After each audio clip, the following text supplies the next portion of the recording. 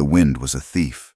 It stole the heat from the cabin through every chink in the logs, rattled the one glass pane in the window, and moaned through the bare branches of the cottonwoods lining the creek.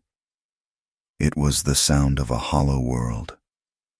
Jack Turner thought it was the only sound he had truly heard in 6 weeks. That, and the baby's cry. He sat hunched by the hearth, where the fire was little more than a pile of glowing embers breathing their last. The cold of the dirt floor seeped through the soles of his worn boots. In his arms, a small bundle shifted, and a weak, fretful sound escaped. Lily. He rocked her gently, his large, calloused hands clumsy around her tiny form. Her face was pale in the dim light, her skin almost translucent. She was shrinking. He was sure of it. Day by day, she seemed to be fading, becoming less a part of the world. He looked at the bottle on the rough-hewn table beside him. It was still half full of the thin, bluish goat's milk. He had milked their old nanny goat, Bess, until her udder was dry.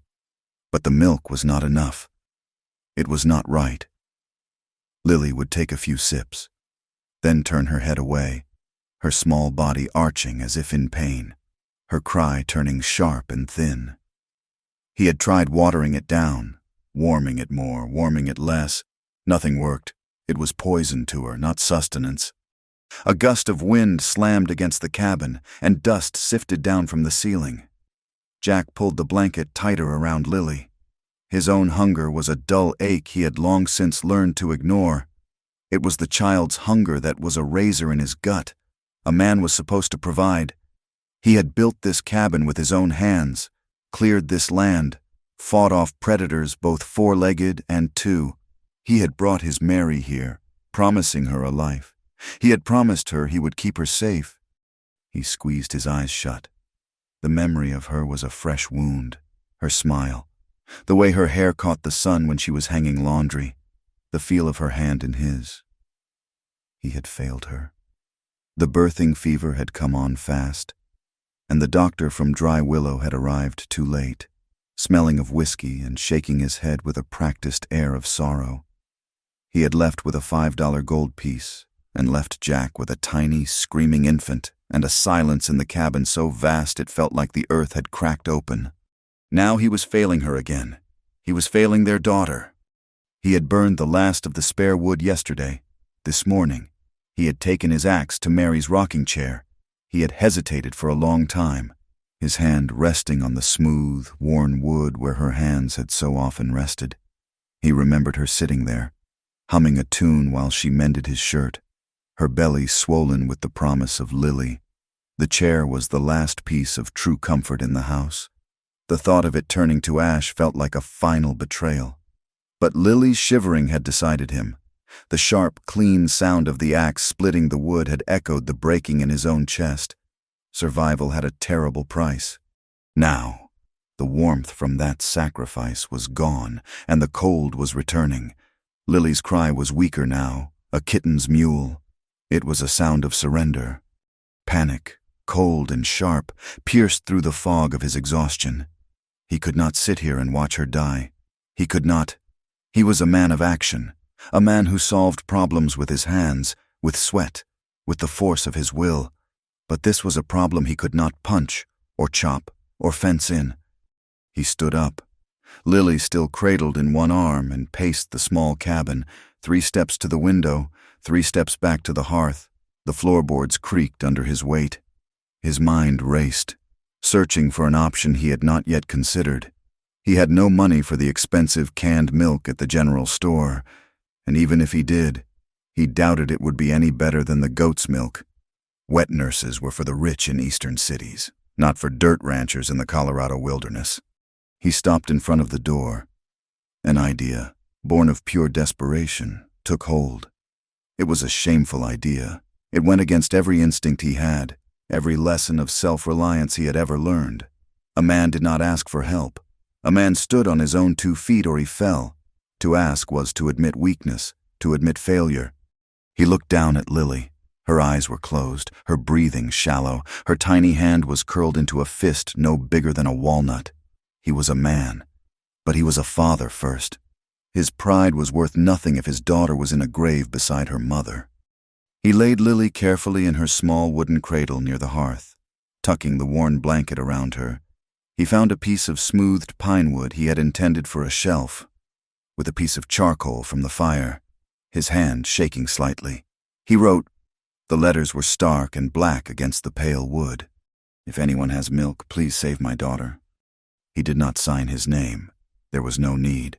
Everyone for 20 miles knew the Turner Ranch. He took a hammer and a nail from his tool chest. He opened the cabin door, and the wind tore in, whipping his hair and making the embers in the hearth glow brightly for a moment before they dimmed again. He nailed the sign to the outside of the door, the blows of the hammer loud and final in the vast, empty landscape. He had sent his plea out into the wilderness. Now, all he could do was wait. The waiting was its own kind of torture. He rode first to the Pruitt homestead, 2 miles to the east. The wind was at his back, pushing him, but it felt like a shove toward more disappointment. He knocked on the door, the sound swallowed by the wind. After a long moment, the door opened a few inches. Martha Pruitt's face, etched with suspicion and weariness, peered out. "Turner," she said, her voice flat. "Ma'am," Jack said, removing his hat, "I need help. My girl, Lily, she ain't taking the goat's milk. She's fading. I was wondering if you might have any to spare. A woman's milk." Her eyes narrowed. "We got our own to feed. Can't spare a drop." The door closed with a solid thud. He stood there for a moment, his hat in his hands, then turned and walked back to his horse. Next was the Anderson place. 4 miles north, Jacob Anderson came to the door, a kindlier man than Pruitt, but his answer was the same. He listened patiently, his face full of pity, but he shook his head. "I am sorry, Jack, truly. But our youngest is still nursing, and my wife, she does not make much extra. Times are hard." He placed a hand on Jack's shoulder. "I will pray for the little one." Jack nodded, unable to speak. He did not need prayers. He needed milk. The ride into Dry Willow was long and cold. The town was not much more than a single dusty street lined with false-fronted buildings. It was a place that felt temporary, as if it might blow away in the next strong wind. He tied his horse outside the general store and went inside. The air was thick with the smell of coffee, leather, and dried apples. Eleanor Vance, the proprietor's daughter, stood behind the counter. She was a plain woman with kind eyes, but today those eyes were filled with a pity that felt like a slap. "Jack," she said softly, "how are you holding up?" "I am managing," he lied. "Need some flour." He did not need flour, but he needed a reason to be there, a reason to look her in the eye and ask the question he dreaded. While she scooped the flour into a sack, he cleared his throat. "Eleanor, do you know of anyone, a woman in town who might be able to help with a baby?" She stopped scooping and looked at him, her expression softening. "Oh, Jack, I do not know. Most of the women with new babies have their own mouths to feed. There's the pastor's wife, but their little one is sickly, too." She paused. "I heard about your sign." The words hung in the air. News traveled fast. He was the town charity case now, the widower who could not even feed his own child. He could feel the eyes of the 2 old men sitting by the pot-bellied stove on him. He heard them murmuring. He paid for the flour he did not need and left, the bell over the door jangling his defeat. He walked past the blacksmith's forge. The clang of a hammer on an anvil rang out, a steady, powerful rhythm that was the opposite of the frantic, failing beat of his own heart. Silas, the blacksmith's deputy, saw him and gave a curt nod. He was a hard man who kept to himself. Jack did not expect help from him and did not ask for it. He thought about going to see Pastor Brown, but his feet would not move in that direction. The pastor had spoken fine words at Mary's funeral, words about God's mysterious plan. Jack found no comfort in a plan that left his wife in the ground and his daughter starving. The ride home was a blur of gray sky and brown earth. He felt hollowed out, scoured clean by the wind and the indifference of his neighbors. They were not cruel people, he knew. They were just surviving, same as him. They were looking after their own, and he was not one of them. Not anymore. He was alone. Back in the cabin, the cold had deepened. Lily's cradle was silent. For a terrifying moment, he thought she had stopped breathing. He rushed to her side and saw the faint rise and fall of her chest.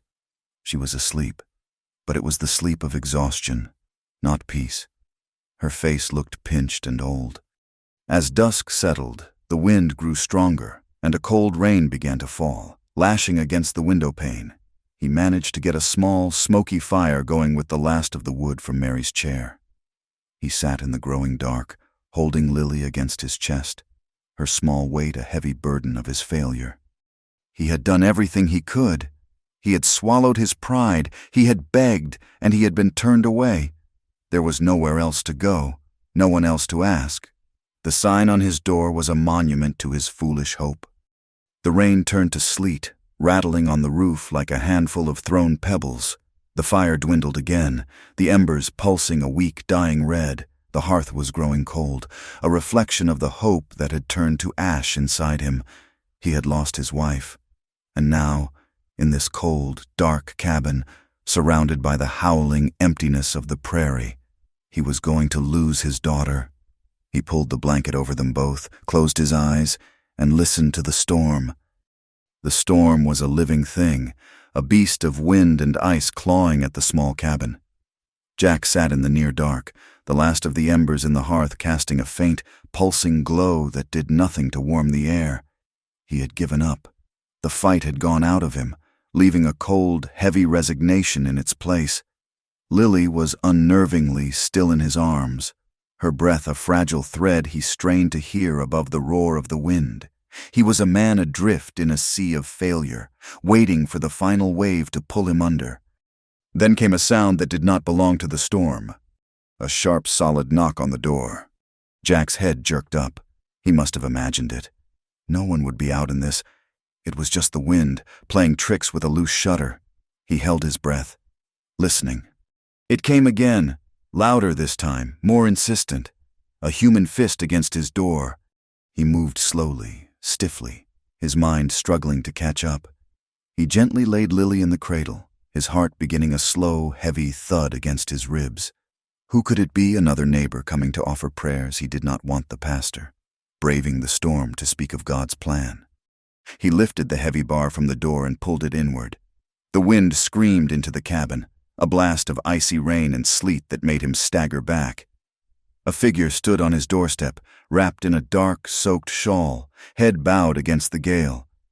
For a moment, he could not make out who it was. Then the person looked up, and the faint light from the embers caught her face. It was Maggie Rowe, from the small ranch a few miles south. He barely knew her.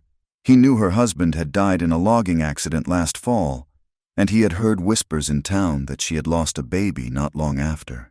He had seen her once or twice at the general store, a quiet woman with eyes that held a deep, settled sorrow. Her shawl was plastered to her, and her hair was a dark, wet tangle around a face pale with cold and something else, an intense, desperate resolve. She did not speak. She simply looked at him. Then her gaze dropped to the cradle by the hearth. "I saw your sign," she said, her voice thin but clear over the wind. "I came as fast as I could." Jack just stared, dumbfounded. The sign felt like something from another lifetime, a foolish gesture from a man who still had a shred of hope. He had forgotten it was even there. He had no words. What was there to say? It was a moment that would later burn itself into his memory, a single, stark image he would return to again and again. The thought would come to him, simple and true, forming a line that defined his life from that point on. A widowed rancher searched for milk for his newborn until the neighbor girl knocked with a full breast. She took a step inside, out of the worst of the storm, and pushed the door closed behind her, shutting out the howl of the wind. The sudden quiet was deafening. Water dripped from her shawl onto the dirt floor. "Your baby," she said, her voice trembling now, either from cold or emotion. "Is she—" "She's alive," Jack managed to say. The words were gravel in his throat, but she's weak. Maggie's eyes, large and dark in the flickering light, were fixed on the cradle. She took another hesitant step forward, unwrapping the shawl from her shoulders. Underneath, She wore a simple wool dress, the front of it damp. She looked from the cradle back to Jack, and he saw a pain in her eyes so profound it almost buckled his knees. It was a mirror of his own grief, yet different. It was the grief of a mother. I lost my son," she whispered, the words costing her a visible effort. "6 weeks ago, Thomas." "I am sorry," Jack said, and the platitude felt utterly useless. She gave a small, sharp nod, as if to ward off his pity. "But the milk, it didn't go away." Her voice broke on the last words, and she pressed a hand to her chest. A tear traced a path down her cold cheek. "It's a cruel thing, to have the one thing your baby needs after he's gone." Jack finally understood. The sheer impossible reality of it hit him.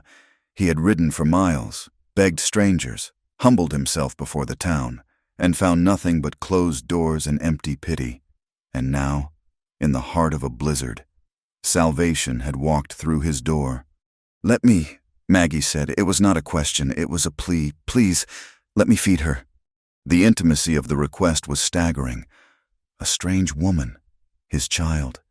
The cabin felt suddenly small, charged with a tension that was both deeply awkward and profoundly sacred. He was a man who valued his privacy, who kept his troubles to himself. But his troubles were about to bury him, and his pride was already long dead.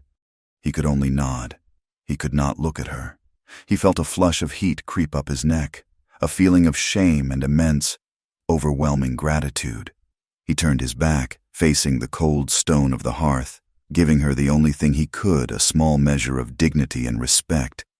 He busied himself with the fire, adding a few small splinters of wood he found in the woodbox, pretending they needed his full attention. He heard her move across the room, the soft rustle of her dress. He heard the gentle creak of the cradle as she lifted Lily from it. He heard her settle into the single straight-backed chair at the table, the one he had been sitting in just moments before. Then, there was a new sound in the room. It was a sound he had not heard in weeks, a sound he had despaired of ever hearing again.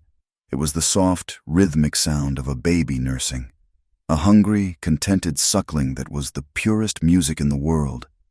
It was the sound of life. It cut through the noise of the storm, through the silence of his grief, and went straight to the center of him. He stayed with his back to her, his forehead resting against the cool stone of the chimney, and he listened. Each soft swallow was a victory. Each quiet breath Lily took was a promise. The sound filled the cabin, pushing back the cold, pushing back the dark. It was the sound of hope. He did not know how long he stood there. Time seemed to stop, suspended in that one perfect, life-giving sound. The storm raged on outside, but it was just noise now. The real storm, the one inside him, had finally broken. When he heard Maggie shift in the chair, he finally turned. She had wrapped Lily in her shawl and was gently rocking her. The baby was fast asleep, her face peaceful and smooth for the first time Jack could remember. A tiny bead of milk glistened at the corner of her mouth. She looked full, content, safe. Maggie looked up at him, her eyes still shadowed with her own sorrow. But a new light was in them, too. A flicker of purpose, of peace. "She has a strong pull," Maggie said softly. Jack cleared his throat. She was hungry. He walked over and looked down at his daughter. She seemed to have gained substance, to have become more real, more tethered to the world. He reached out a hesitant finger and stroked her cheek. It was warm. "Thank you," he said. The two words felt impossibly small for the gift she had given him. They were all he had. Maggie looked down at the sleeping infant in her arms, her expression a complex mixture of love and heartbreak. "I needed this, too," she whispered. "It hurts, to be so full and have nowhere for it to go." A quiet settled between them, no longer awkward, but filled with a shared, unspoken understanding. They were two people adrift in the same storm of loss, and for a moment, they had found a small, sheltered harbor in each other's presence. The cabin, which had been a cold tomb for weeks, now felt like a sanctuary. The fire in the hearth seemed to burn a little brighter. its orange light casting a warm glow on the scene. For the first time since Mary's death, the silence was not one of emptiness, but of peace. The baby's soft breathing was the only sound, a steady, gentle rhythm that was the new heartbeat of the house. A fragile hope had begun to take root in the frozen ground of his heart. The morning after the storm broke clear and cold, the world scrubbed clean and dazzling under a sharp sun. The wind had died, leaving behind a profound silence broken only by the drip of melting ice from the eaves of the cabin. It was a fragile peace, a world holding its breath. Inside, a different kind of quiet reigned. Jack had woken on his bedroll near the hearth to the sight of Maggie Rowe asleep in the chair, Lily held securely against her shoulder. The baby soft. Even breathing was a sound so foreign and so welcome it felt like a miracle. For the first time in weeks, the cabin did not feel like a cage of grief. It felt like a shelter. There was no question of her leaving. The creek was swollen, the roads a sea of mud. But even if they were not, an unspoken truth had settled between them in the night. Lily needed her. And in a way that Jack was only beginning to understand, Maggie needed Lily. So she stayed. He cleared out the small tack room attached to the barn, a space that smelled of leather and dust and honest work. He swept it clean and moved a simple cot into it, along with a small crate for a bedside table. It was not much, but it was a space of her own. She accepted it with a quiet nod, her eyes conveying a gratitude that words would have diminished. A new rhythm established itself on the Turner Ranch, a silent partnership born of necessity and shared sorrow. They moved around each other with a careful, respectful choreography. There were no discussions, no plans made. They simply saw what needed to be done and did it. Maggie rose before the sun, a shadow moving in the pre-dawn gloom, while Jack was out with the animals. She would tend to the fire, her movements deft and sure. She had a knowledge of herbs and roots he did not possess. Soon the cabin was filled with the scent of simmering chamomile or horehound tea, soothing broths that eased the lingering tension in the air. She would hold Lily, humming softly, her voice a low, comforting melody. She bathed her, changed her rough cloth diapers, and when the baby fussed, Maggie's touch was an immediate balm. Jack watched from a distance, a strange mix of relief and a dull ache in his chest. The ache was for Mary, a painful throb of guilt that he was allowing another woman to so easily step into her place, to care for her child. He fought it down. This was not about replacing Mary. This was about keeping Lily alive. It was a truth he had to repeat to himself like a catechism. He threw himself into his own work with a renewed vigor. His world was one of splintered wood, cold iron, and hard earth. It was a language he understood. He found he could not say thank you for the life she was pouring back into his daughter, so he said it with his hammer. He fixed the broken hinge on the cabin door that had let the wind shriek through.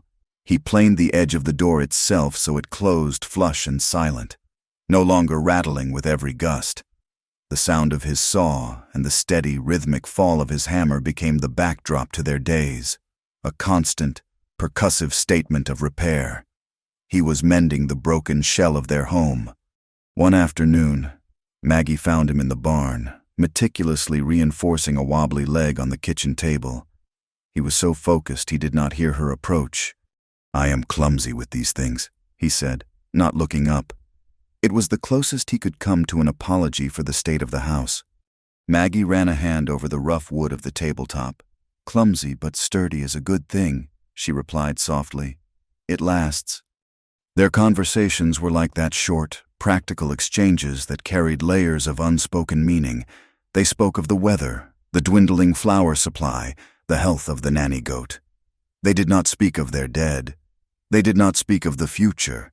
They existed solely in the present, in the small, necessary tasks of survival. After a week, their supplies were low, and a trip to Dry Willow was unavoidable. The unspoken question of how they would present themselves hung in the air. Jack simply hitched the wagon. Maggie bundled Lily warmly and climbed up onto the seat beside him without a word. The town felt different, or perhaps they were the ones who were different.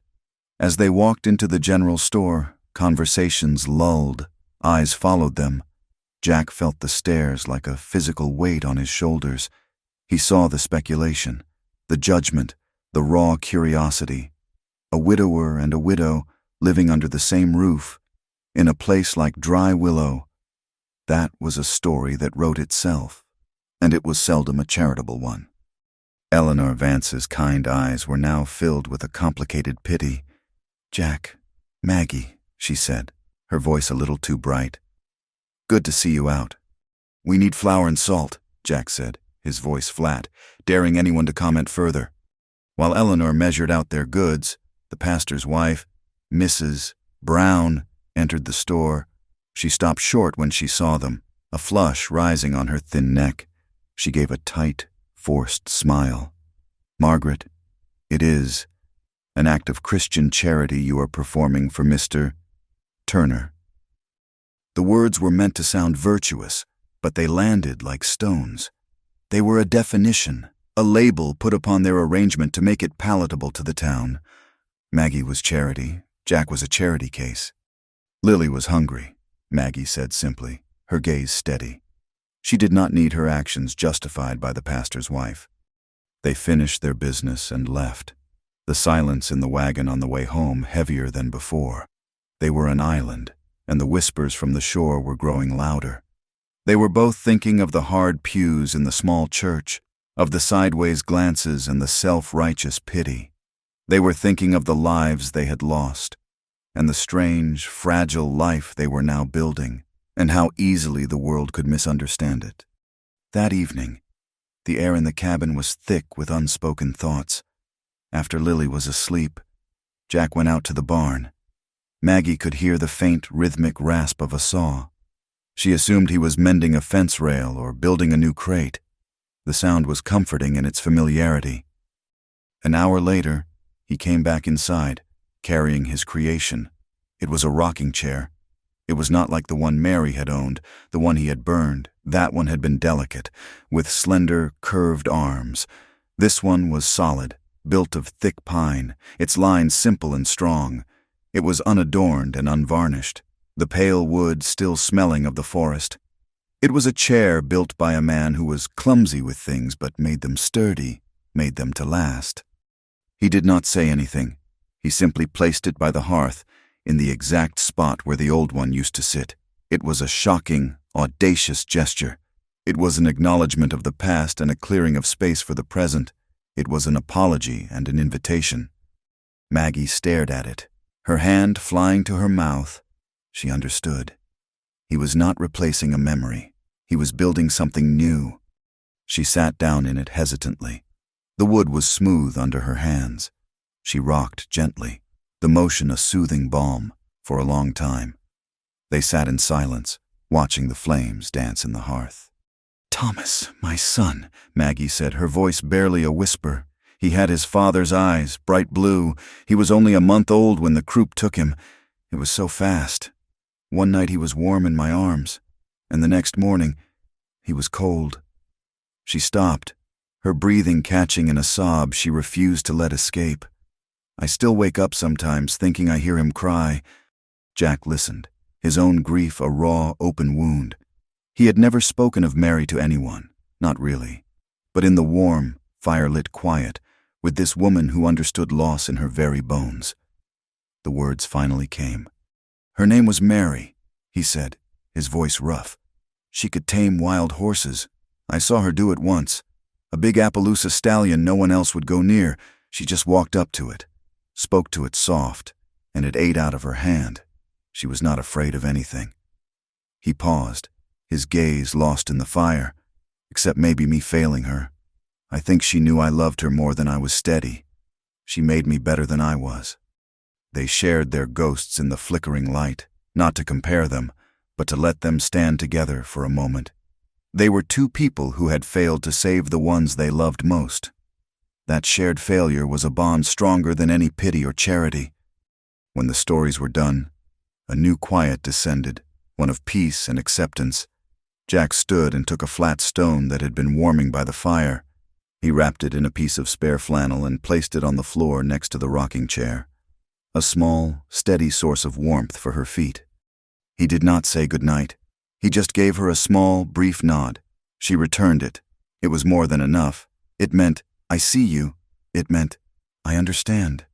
It meant, "We will get through this."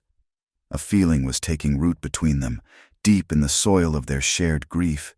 It did not have a name yet, but it was sturdy, and it was being built to last. The quiet rhythm they had built was a fragile thing, easily broken. As the mud dried and the roads became passable again, the world outside the ranch began to press in on them. Maggie was the first to feel its sharp edges. She had to go into Dry Willow alone for thread and a new needle, a simple errand that became an ordeal. The whispers were not loud. They were worse than that. They were insidious, a rustling sound just at the edge of hearing. As she entered the general store, the low hum of conversation did not stop, but it changed key, dropping into a conspiratorial murmur. Women who had once nodded to her now found something fascinating to look at on a high shelf. Men who had offered condolences for her husband now tipped their hats with a flicker of something new in their eyes, a sly, knowing look that made her skin crawl. Eleanor Vance was polite, but a wall of cool reserve had risen between them. The easy kindness was gone, replaced by a careful, professional distance. While Maggie waited for her small purchase, she overheard two women by the bolt of calico. "It is a shame," one said, her voice dripping with false piety. "A man cannot even grieve in peace. Some women are just opportunistic. And to use a baby that way," the other clucked, "it is not decent." Maggie's face burned. She felt their words like brands on her skin. She had come to Jack's door out of a desperate need to soothe an ache in her own soul, to give the life-affirming gift her body was producing to a child who needed it. It had felt pure, a single good thing in a world of grief. Now, in their mouths, it was twisted into something ugly and conniving. She was a predator, a woman of loose morals, using her body and a man's grief to secure a place for herself. She finished her transaction, her hands trembling as she took her small package, and fled the store. The walk to the wagon felt a mile long, each step taken under the weight of judging eyes. That evening, the poison from the town seeped into the quiet of the cabin. She was subdued. The easy peace she had found in their routine shattered. Jack noticed her silence but did not know its cause. He had his own encounter with the town's venom a few days later. He was mending a stretch of fence on the southern edge of his property, the part that bordered the larger Miller Ranch. As dusk settled, two of the Miller ranch hands rode by on their way back to the bunkhouse. They were loud and laughing, a bottle passing between them. They did not see Jack at first, half hidden as he was in a small ravine. Their voices carried clearly on the still evening air. "Heard Turner's got himself a new kind of livestock," one of them said, his voice a coarse slurry, "a milk cow that does double duty." The other man laughed, a harsh, braying sound. "Well, a man gets lonely. Cannot blame him for finding a woman who'll keep his bed warm and feed the brat at the same time. Smart, if you ask me." A white-hot rage, fierce and blinding, surged through Jack. He straightened up, the fencing tool in his hand feeling as heavy and deadly as a weapon. His first instinct was to confront them, to smash their leering faces into the dirt, to defend Maggie's honor with his fists. It was the way of this land. A man's reputation, a woman's virtue, was all they had. But he stopped himself. His knuckles were white where he gripped the tool. What would it accomplish? A bloody nose and a black eye would not stop the whispers. It would only feed them. It would turn a rumor into a public spectacle, confirming in everyone's mind that there was something to fight over, something shameful to hide. He would be defending her from their filth by dragging her deeper into it. He sank back down behind the lip of the ravine and waited until the sound of their horses faded. The rage did not go away. It cooled, hardening into a core of cold, protective anger in his gut. He had asked for help. This was the world's answer. They could not comprehend an act of simple, desperate kindness. They had to smear it with their own small-minded dirt. He thought of Maggie, of the quiet dignity with which she cared for his daughter, and the anger burned hotter. She deserved better than this. She deserved to be safe. He returned to the cabin that night with a storm brewing inside him that matched the dark clouds gathering in the west. The air between them was tense, charged with the things they were not saying. He was too angry to speak, and she was too wounded.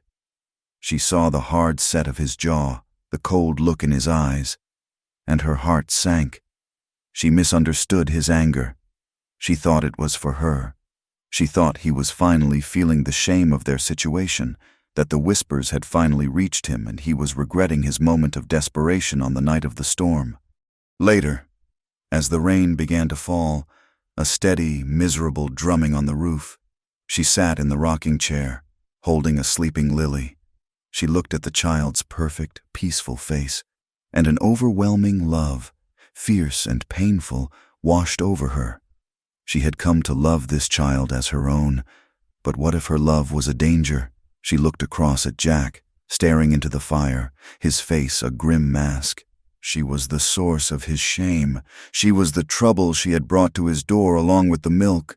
She was a stain on his honor, and, by extension, a threat to this child's future.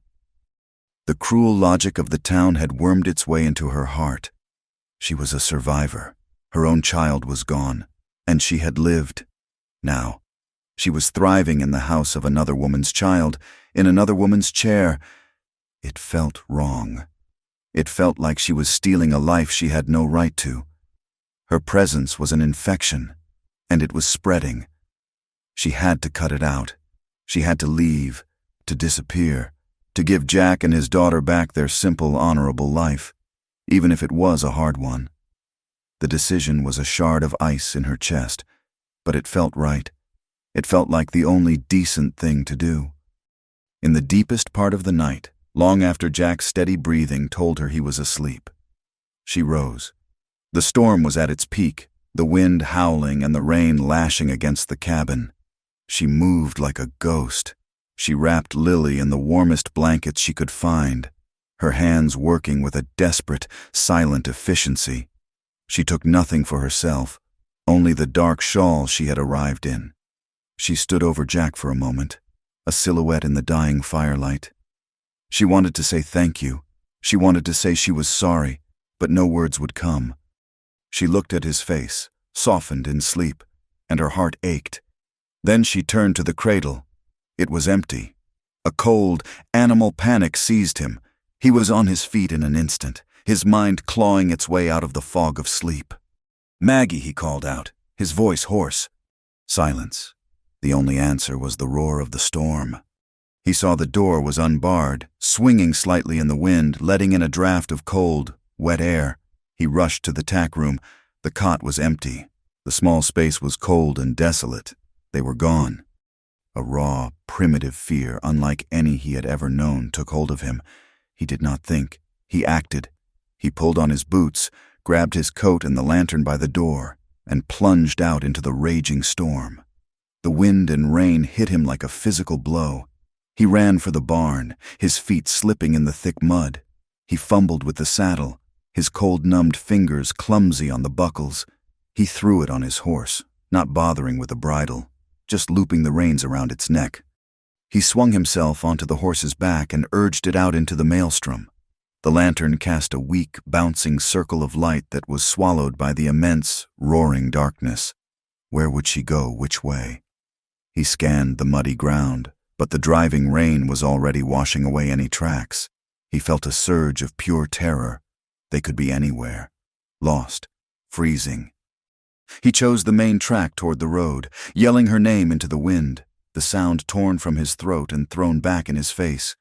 He rode like a madman, his only guide the desperate, frantic beating of his own heart. He was not just chasing a woman and a child. He was chasing the fragile hope that had taken root in his soul. He was chasing the sound of life that had filled his silent cabin. He could not lose it. He would not lose it. He found them less than a mile from the cabin. A flicker of movement at the edge of his lantern light, by the old, dilapidated woodshed they never used. He reined his horse in sharply and slid from the saddle, nearly falling in the slick mud. He stumbled toward the shed, his lantern held high. They were huddled just inside the doorway, barely sheltered from the deluge. Maggie was on the ground, her back against the damp wood, with Lily clutched to her chest, trying to shield the baby from the wind with her own body. She was soaked to the bone, shivering violently, her face a pale, tear-streaked mask of misery. He stood in the doorway, the rain dripping from his hat, his chest heaving. Relief and fury warred within him. "What were you thinking?" he roared over the storm, his voice cracking. "Are you trying to kill yourself to kill her?" Maggie looked up at him, her eyes wide with a pain that silenced his anger. She was not defiant, she was broken. "I was not stealing your child," she whispered, her voice so faint he had to lean in to hear it over the rain. "I was giving her back to you." He stared at her, uncomprehending. "The whispers in town," she sobbed, the words tumbling out.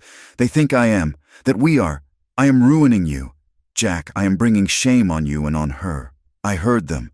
I saw it in your face tonight. I am trouble. I had to go. I had to give you back your life, your honor." And then he understood. He understood everything. Her flight was not an abandonment. It was a sacrifice. She was willing to walk into a storm and risk death to protect him from whispers, to protect his reputation. His cold, simmering anger melted away, replaced by a wave of profound, aching tenderness that was so strong it almost brought him to his knees. He reached down and gently took the bundled child from her arms. Lily was warm and dry, a testament to Maggie's selfless love. "My honor," he said, his voice now low and rough with emotion. He looked from Lily's face to Maggie's. "My honor is not in town. It is not in their whispers. It is here, in this cabin, with her." He paused, his gaze holding hers. "With you. There is nothing else." He held out his free hand. "Come home, Maggie." She hesitated for a moment, then her resolve crumbled, and she took his hand. Her fingers were like ice. He pulled her to her feet, and for a moment she leaned against him, her shivering body a fragile weight. He put his arm around her, holding her and the baby close, and led them out of the dark woodshed, back through the mud and the driving rain, toward the warm, steady light of home. The sun rose on a world washed new. The storm had passed, leaving behind a sky of impossible, aching blue, and an air so clean it felt like the first day of creation. Inside the cabin, the aftermath of the night's turmoil had settled into a heavy, bone-deep exhaustion. They had returned, soaked and shivering. Jack carrying Lily, his arm a solid presence around Maggie's shoulders. He had built up the fire until it roared, and they had huddled before it, wrapped in dry blankets, steam rising from their damp clothes. No words were spoken. None were needed. The desperate chase through the storm had stripped away everything but the essential truth: they were two souls clinging to the same small life raft. In the clear light of morning, a new and fragile understanding existed between them. The careful, respectful distance was gone, replaced by a raw awareness of each other's presence. When Maggie awoke in the rocking chair, Lily still sleeping soundly in the cradle beside her, she found Jack already gone from the cabin. She rose, her body stiff and sore, and saw through the window that he was in the yard, by a pile of fresh-cut pine logs. The sound of his axe, which had once felt like a sound of breaking, now sounded different. It was a sound of building. For 3 days, he worked with a quiet, single-minded intensity. He was not just mending fences or patching the roof, he was creating something new. He brought the smooth, pale pine boards into the cabin, and the clean, sharp scent of the wood filled the small space, chasing out the last of the stale air of grief and fear. Maggie watched him, her hands busy with her own tasks, churning butter or kneading bread. She watched his large, capable hands, usually so accustomed to the rough work of the ranch, move with a surprising gentleness and precision. He planed, he sawed, he measured. He was building a new cradle. It was a beautiful piece of work, far finer than the simple wooden box Lily had been sleeping in. The sides were high and gracefully curved, and he had sanded the wood until it was as smooth as riverstone. He worked on it late into the evening, by the light of the fire, the scrape of his tools a steady, rhythmic counterpoint to the baby's soft breathing. On the third day, he took out his sharpest knife, and with painstaking care, he began to carve into the headboard. Slowly, the letters emerged from the wood, simple and clear, Lily Turner. He was claiming his daughter. He was giving her a name on the wood that would hold her, a name that was solid and real. But in doing so, he was creating a void. A cradle bearing a father's name was only half a home. That evening, when the cradle was finished and placed by the hearth, its newness a bright spot in the rustic cabin, Maggie felt a familiar pang of uncertainty. He had brought her back. But for how long? What was she? A wet nurse, a housekeeper, a piece of charity the town whispered about. She was a temporary solution, a fix for a desperate problem. Now that the immediate crisis was over, surely her time here was coming to an end. The thought was a cold knot in her stomach. The next morning, she came into the main room from her small space in the tack room to find the cabin empty. Jack was already out, and Lily was still asleep. On the kitchen table, where the new cradle had been taking shape, lay a single piece of white paper, weighed down by a small, smooth stone. It was a page torn from his ledger book. On it, in the same stark, black script he had used for the sign on the door, were 5 words. "Stay, not as a helper, as her mother." Maggie stared at the note, her breath catching in her throat. She read the words again and again, as if they might change. It was not a proposal of marriage, not a declaration of love. It was something far more profound. It was an invitation. It was an offering. It was a recognition of what she had already become in her heart. He was not asking her to fill Mary's place. He was asking her to create her own. He saw her, not as a convenience or a source of shame, but as the woman who had saved his daughter and who could be the mother his daughter needed. She sank into a chair, the piece of paper clutched in her hand. Tears she did not know she had left to cry welled in her eyes and slipped down her cheeks. They were not tears of grief, but of a release so deep it felt as if a dam had broken inside her. The guilt she carried for her own lost son, the feeling that she was an imposter in this home, began to wash away. To be a mother again. It was a gift she never thought she would be offered. It was a choice. When Jack came in for his morning coffee, he found her sitting at the table, the note beside her. He did not speak, his gaze questioning, a flicker of vulnerability in his eyes. She simply looked at him and nodded, a small, definite movement. And in that silent exchange, a family was formed. It had no official name, no blessing from the church or the law, but it was as real and as solid as the new cradle by the fire. Their life settled into a new pattern, one of a quiet, shared purpose. The awkwardness between them softened into a comfortable familiarity. A clumsy humor began to surface in their interactions. One day, Jack tried to help fold the clean diapers she had washed and hung on a line strung across the sunny porch. He fumbled with the cloths, his large hands making a mess of the simple squares. "You handle a 200-pound bale of hay easier than that," she teased, a small smile playing on her lips. He grumbled, a faint blush on his cheeks. "Hay does not wiggle." They began to work as a team. She learned the rhythms of the ranch, and he learned the rhythms of the house. He started to ask for her opinion on things, whether to plant corn or beans in the kitchen garden, which cow was likely to calve first. He was letting go of his solitary control, learning to be a partner. As the weeks turned into a warm spring, Lily began to thrive. Color returned to her cheeks, and she grew strong and curious. Soon, she was pulling herself up, her small hands gripping the edge of her new cradle. They watched her first wobbly steps together, a shared moment of pure, uncomplicated joy. Their intimacy grew in small, unannounced moments, a casual touch of his hand on her arm as he passed her in the narrow space by the stove, the way she would sometimes rest her head against his shoulder for a moment as they sat on the porch in the evenings, watching the last light fade from the sky, too tired for words. One evening, as they were clearing the simple dinner dishes, their hands met in the soapy water. Neither of them pulled away.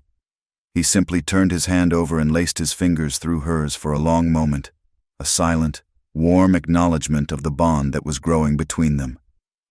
They still carried their ghosts, but they no longer let them walk between them. One afternoon, Jack found Maggie looking at the small, faded photograph of Mary he kept on the mantelpiece. He came and stood beside her. "She was beautiful," Maggie said softly. "Yes," Jack said, his voice quiet. There was no jealousy, no fear, only a shared, gentle respect for the woman who had come before. Their arrangement was unconventional, and they both knew the town would never fully understand, but they had decided that the opinions of Dry Willow mattered less than the sound of a healthy child's laughter in their home.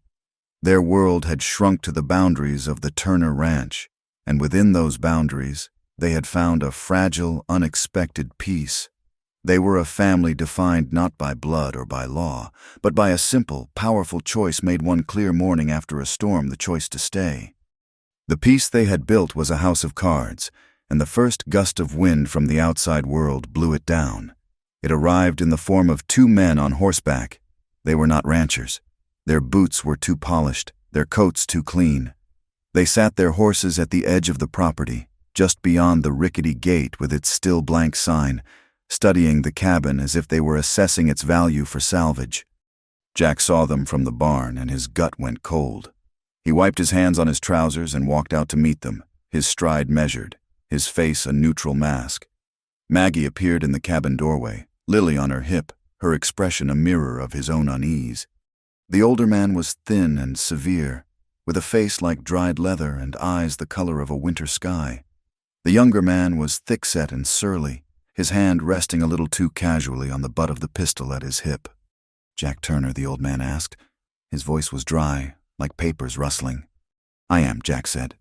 "My name is Elias Vance. I represent the First Bank of Denver. This is Mr. Cole." He gestured to the younger man, who offered a sullen nod. "We hold the note on this property, a note co-signed by your late wife's father, Mr. Albert Prescott." Jack's blood ran colder. He knew about the loan. He and Mary had taken it out to buy the initial stock and seed 5 years ago. It had been a weight on them, but a manageable one. He had been paying it down, slowly but steadily. "The payments are current," Jack said, his voice flat. "They were," Vance corrected him, "according to a clause in the agreement. Upon the death of either of the primary signatories, the full balance of the loan becomes due, or, in the event of what the bank deems a significant alteration in the domestic arrangement of the primary borrower." His cold eyes flicked meaningfully toward Maggie and the child in the doorway. "The bank has been made aware of just such an alteration. The full amount is now due, $350. The sum was astronomical. Impossible. It might as well have been $1 million. The whispers in town had done more than wound Maggie's feelings. They had reached the ears of men in suits 50 miles away and become a weapon against him. "You know I do not have that kind of money," Jack said. The fury was back, the same hot rage he had felt when he heard the ranch hands talking, but this time it was laced with the icy grip of fear. They were not just threatening his honor, they were threatening his home. "Then the bank will be forced to foreclose," Vance said, his tone devoid of any emotion. "You have 30 days to vacate the premises." "Mr." Cole shifted in his saddle, a smirk playing on his lips. "Tough luck. Turner, maybe your new woman has some savings." Before Jack could think, his hand moved, dropping toward the worn handle of the Colt he always wore on his hip. But then he saw Maggie's face, pale and frightened, and he saw Lily, who had started to fuss, burying her face in Maggie's shoulder. Violence would solve nothing. It would only get him killed or thrown in jail, and leave them with nothing at all. He was not just a man anymore. He was a father, a protector.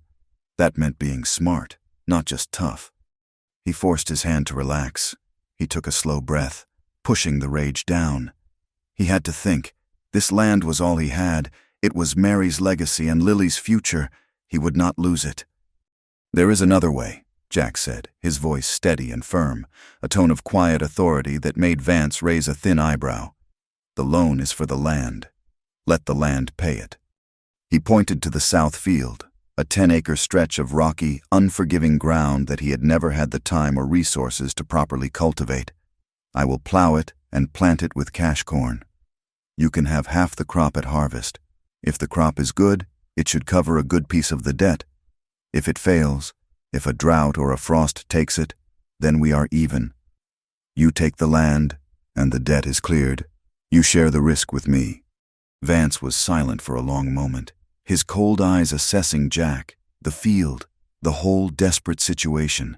It was an audacious proposal, a sharecropper's bargain offered to the bank itself, but there was a logic to it that appealed to the banker's mind. A foreclosure was messy and took time. A potential profit, however risky, was often better than a guaranteed loss. "1 season," Vance said finally. "You have until the first frost to deliver our half of the harvest. If you fail, we take everything, no arguments." 1 season, Jack agreed. Vance and Cole turned their horses and rode away without another word, leaving a cloud of dust and a heavy sense of dread in their wake. Jack stood watching them go, the weight of the impossible task he had just set for himself settling on his shoulders. When he turned back, Maggie was still in the doorway. Her face was grim, but her eyes were not full of fear. They were full of resolve. "We should start tomorrow," she said. The south field was a battlefield. The earth was stubborn, riddled with stones that had to be cleared by hand, one back-breaking rock at a time. The sun was relentless, beating down on them from a cloudless sky. They worked from sunrise to sunset, a silent, determined team. Jack walked behind the plow, his muscles straining, his hands raw on the handles, while Maggie followed, pulling the larger stones from the freshly turned furrows and piling them at the edge of the field. Lily spent her days on a blanket in the shade of the wagon, a small, quiet observer of their desperate labor. Maggie became the quiet commander of their small army. She managed their dwindling resources with a fierce efficiency, stretching their flour and bacon to last. She tended the kitchen garden, coaxed more milk from the old nanny goat, and still found the energy to care for Lily and keep the cabin in order. She was the heart of the operation, the steady rhythm that kept them all going. The unspoken love between them was forged in that shared sweat and exhaustion. It was a love built of aching backs and calloused hands, of a shared glance of understanding over a meager dinner, of the quiet comfort of falling into an exhausted sleep knowing the other was there, just as tired, just as determined. They got the corn in the ground just as a dry spell set in. For 2 weeks, the sky remained a hard, bright blue. The tender green shoots that pushed their way through the dry soil began to look pale and withered. Every morning, Jack would look to the west, searching for a hint of a cloud, a promise of rain. Every morning, the horizon was clear. Desperation gnawed at him. They were losing. Then, one evening, the wind shifted. The air grew heavy and humid. Dark clouds began to gather in the distance. The rain came just after midnight, a soft, steady shower at first, then a life-giving downpour that drummed on the roof and soaked into the thirsty earth. Jack and Maggie stood on the small porch, not speaking, just listening to the sound of their salvation, the cool, damp air, a balm on their spirits. But their fight with nature was not over. As the harvest approached, the corn standing tall and green, a new threat emerged. A cold snap was coming down from the north. The nights grew sharp, and the mornings were edged with a thin, silver frost. A hard frost now could ruin the entire crop, turning the plump kernels to mush. The night the frost was predicted to be the worst. A fierce wind rose, rattling the cabin. Jack looked from the swaying corn in the field to the roof of the cabin, where a section of shingles had been loosened by a previous storm. It was the section directly over the corner where Lily's cradle stood. He had meant to fix it, but the work in the field had consumed all his time. He was faced with a choice. He could spend the night in the field, building small, smoky fires between the rows of corn, a desperate gamble to keep the air temperature just above freezing and save the crop. Or he could use the last hours of daylight to repair the roof, to protect his home, to ensure his daughter would sleep in a warm, dry bed. He looked at the corn, the physical embodiment of his family's survival.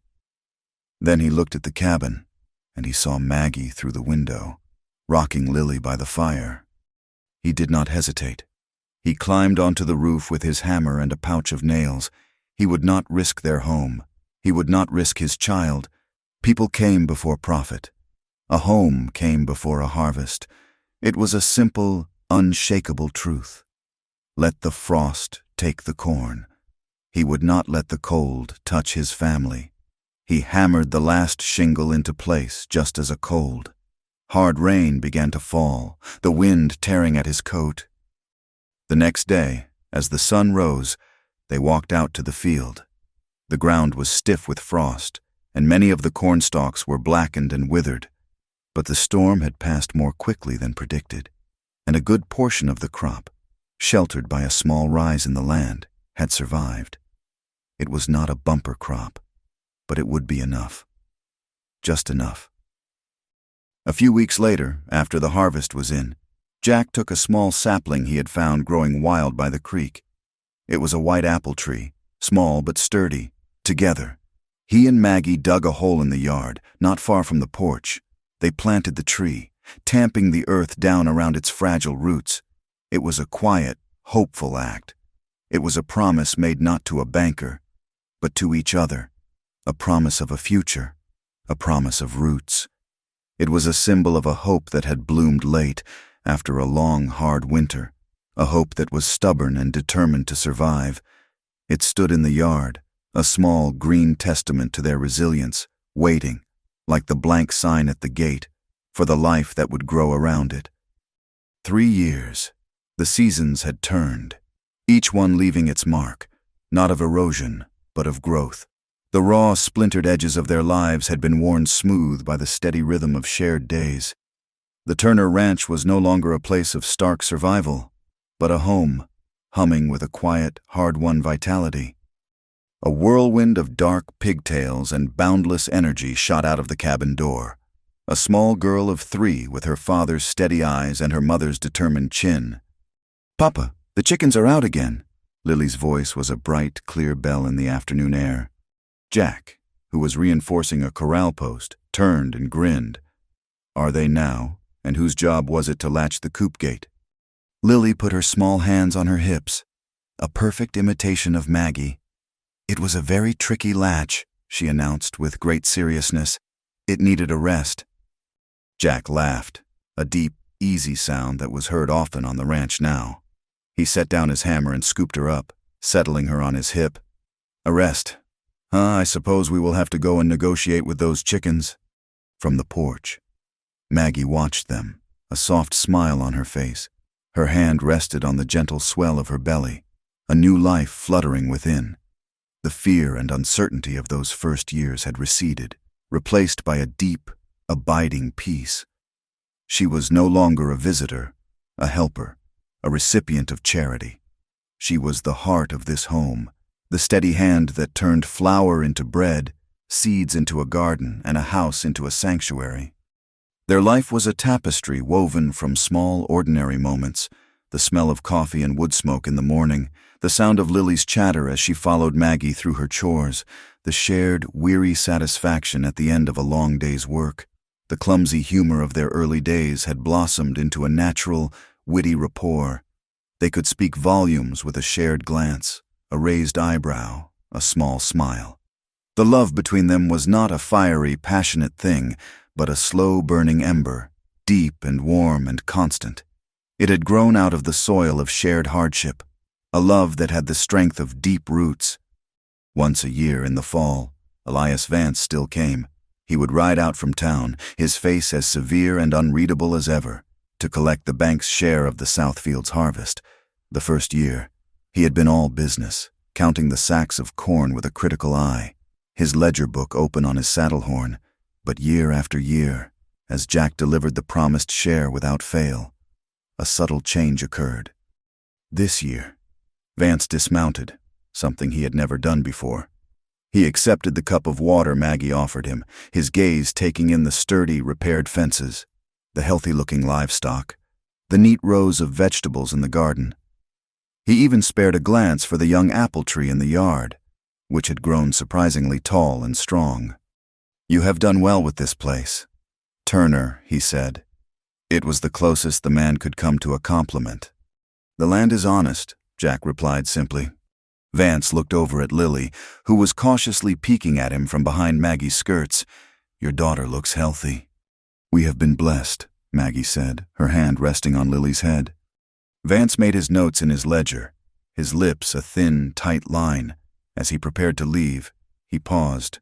"A man who keeps his word is a rarity in these parts," he said, looking Jack directly in the eye. It was a moment of grudging, profound respect. In the unwritten code of the West, it was the highest praise one man could give another.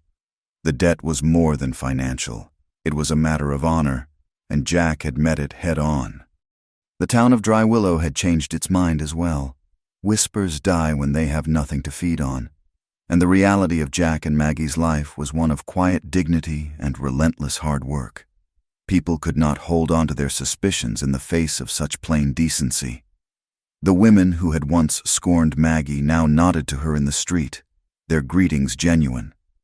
Eleanor Vance saved the best cuts of fabric for her, and Silas, the blacksmith's deputy, always had a piece of hard candy in his pocket for Lily.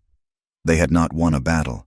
They had simply outlasted the war, their resilience a quiet rebuke to the town's small-mindedness. They had become a fact, a part of the landscape, as solid and dependable as the mountains on the horizon. Their greatest shared hopes and fears were now centered on the small white apple tree they had planted. It had become a living symbol of their life together, a silent promise they had made to each other. One spring evening, after the tree had put forth a cloud of delicate, hopeful buds, a late frost descended, sharp and cruel. They woke the next morning to a world rimmed in ice. They walked out to the tree together, their hearts heavy. Most of the fragile blossoms were brown and withered, their promise stolen by the cold. Maggie reached out and touched a shriveled bud, a look of deep sorrow on her face. It felt like a terrible omen. Jack put his arm around her. "Wait," he said softly. "Look here." He pointed to a small cluster of buds on a lower branch, sheltered by the trunk. They were still pale and perfect, untouched by the frost. And a week later, as if in defiance of the cold, the tree pushed out a new flush of green leaves, vibrant and full of life. It had been wounded, but it had survived. It had endured, just like them. That summer, as Maggie's time grew near, Jack spent his evenings on the porch. He was not mending tools or planning the fall planting. He was working on a long, smooth plank of pine, the one he had saved for years for a special purpose. With his sharpest knife, he began to carve. The work was slow, deliberate, each cut a declaration. On a warm, golden afternoon, when the sun slanted long across the yard, he finished. He took the sign and walked to the gate at the end of the dusty track that led to their home. Lily and Maggie followed, watching. He took down the old, blank board that had hung there for so long and, with a few final, decisive blows of his hammer, he nailed up the new one. The freshly carved letters stood out, clear and proud, for all the world to see Turner and Row Ranch. It was more than a sign. It was a name. It was a statement. It was the fusion of two lives, two names, into a single, shared identity. He was not just Jack Turner, widower. She was not just Maggie Rowe, widow. They were Turner and Rowe, a partnership, a family, a place. He came back and stood before Maggie, his face serious in the late afternoon light. He took her hands in his. "I never planned on this," he said, his voice low and rough with an emotion he rarely showed. "After Mary, I did not think I would ever have a family again. I did not think it was possible. I was just going to hold on, to survive. That was all." He looked into her eyes, and she saw the long, hard journey he had taken, from the depths of his grief to this quiet, sunlit moment. "You made it possible, Maggie," he said. "You walked in out of a storm and you made everything possible again." She leaned her head against his chest, her heart full. She was no longer just staying. She belonged. They belonged here, under the wide Colorado sky, on a piece of land they had fought for and bled for, under a sign that bore both their names. They had finally, truly, come home. The winter came early that year, a thief in the night. It stole the last of the autumn warmth and replaced it with a biting, relentless cold that settled deep in the bones of the land. Snow fell thick and fast, burying the pastures in a blanket of white, silencing the world under its weight. But inside the cabin on the Turner and Rowe Ranch, there was warmth. A fire crackled in the hearth. The air smelled of baking bread and pine, and the sound of a child's laughter was a constant, bright melody against the howl of the wind. Their life had a rhythm now, a deep and steady beat. They had enough. The root cellar was stocked, the barn was full of hay, and the debt to the bank, while not gone, was a manageable weight. A simple fact of life like the turning of the seasons. The fear was gone. In its place was a solid, quiet confidence, the kind that comes from knowing you can face whatever the world throws at you, because you are not facing it alone. The first hint of trouble came, as it so often did, from town. Jack had ridden in for salt and coffee, the runners of his small sleigh hissing over the packed snow. The town was hunkered down for the winter, smoke rising from every chimney. As he was loading his supplies, Silas, the blacksmith's deputy, came over, ostensibly to admire Jack's horse. "That is a fine-looking animal." "Jack," Silas said, his eyes not on the horse, but on Jack's face, "you have done well for yourself out there. The place looks prosperous." "We make do," Jack said, sensing there was more to this than small talk. Silas lowered his voice. "Prosperous enough that some folks are taking notice. Elias Vance was in here last week, asking questions, and that man Cole was drinking at the saloon, talking loud, said it was not right for a man to get rich on land the bank owned, said there were ways to renegotiate a deal that had turned out too good for the other fellow." Jack felt a familiar cold dread seep into his gut, a feeling he had not had in a long time. He had kept his end of the bargain. He had the receipts to prove it, signed by Vance himself, but the law in these parts was often a matter of who had the most power, and a piece of paper was a flimsy shield against a determined man. He thanked Silas for the warning and started the long ride home, his mind racing. The rumor was a poison, designed to unsettle him, to make him afraid. He knew Vance and Cole would be back. They would not come with lawyers and court papers. They would come with threats, hoping to bully him into giving up what was rightfully his. When he told Maggie, her face went still and pale, but there was no fear in her eyes, only a familiar, quiet resolve. "What will you do?" she asked. The old Jack would have holed up in the cabin, his rifle across his lap, ready for a fight. But he was not that man anymore. He had learned that a gun was a last resort, not a first. He had learned that true strength was not in violence, but in standing your ground on the truth. "I am not going to wait for them to come to me," he said. "I am going to meet them, in town, in front of everyone." He went to the small wooden box where he kept his important papers and took out the receipt for the last harvest payment. The paper signed in Vance's own spidery script. "This is my weapon," he said. "The truth." A few days later, word reached them that Vance and Cole were in Dry Willow, staying at the hotel. The time had come. The next morning, Jack hitched the sleigh. Maggie insisted on coming with him. "This is my home, too," she said, her voice firm. "My name is on that sign. We face this together, Lily, wrapped in a thick wool coat, her face a small, serious circle in her fur-lined hood, held tight to her mother's hand. They rode into town in silence, the three of them a small, determined unit against the world. Jack pulled the sleigh to a stop in front of the general store, the unofficial heart of the town. People were out, their breath pluming in the cold air. They saw Jack and his family, and a hush fell over the street. News, good or bad, traveled faster than a blizzard in Dry Willow. Everyone knew this was a day of reckoning. Vance and Cole came out of the hotel, drawn by the silence. They walked toward the sleigh, Cole with his familiar, belligerent swagger, Vance with his cold, reptilian calm. "Turner," Vance said, his voice cutting through the crisp air. "We were just on our way out to see you. There seems to be a misunderstanding about the terms of our agreement." "There is no misunderstanding, Vance," Jack said, his voice clear and steady, carrying across the street. He did not get out of the sleigh. He sat beside his wife, his daughter between them, a picture of a man defending his home. "We have an agreement. I work the south field, and you get half the harvest until the debt is paid. I have kept my end of the bargain. The bank feels the terms are no longer equitable," Vance said smoothly. "The land has become more valuable than anticipated. We are exercising our right to reclaim our property." "You have no such right," Jack said. "You have a piece of paper signed by me, and I have a piece of paper signed by you." He held up the receipt. "This says I paid my due for this year. It says our deal stands." Cole stepped forward, his hand dropping to his gun. "That paper will not stop us taking what is ours, farmer." A tense, dangerous silence fell. The whole town was watching, holding its breath. This was the moment it could all turn to blood and gun smoke. "Then," another voice broke the silence, "his paper is good."